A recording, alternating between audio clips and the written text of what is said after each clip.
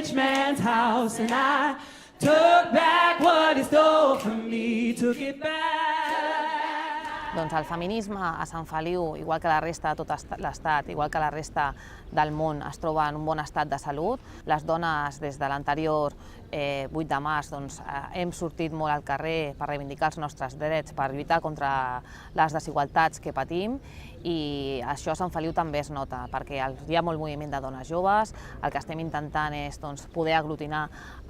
tot aquest moviment, també trobar les aliances dins l'altre 50% de la societat, que són els homes, per avançar a una societat de plena igualtat. A Sant Feliu, des del programa de dones i polítiques d'igualtat, hem fet molt èmfasi en el que és la lluita contra les violències masclistes.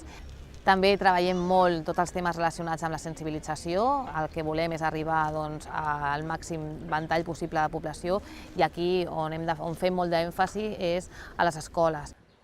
Doncs nosaltres en aquest programa, aprofitant també el 40è aniversari del Casal de la Dona, el que hem volgut aprofitar és aquest lligam entre les dones que han lluitat pels nostres drets i per les quals nosaltres també hem d'agrair tot aquest esforç d'aquesta lluita a la consecució del que són molts drets que ara nosaltres podem gaudir. Hem volgut donar protagonisme a les dones joves, per això les exconselleres d'Infants llegiran el manifest el diumenge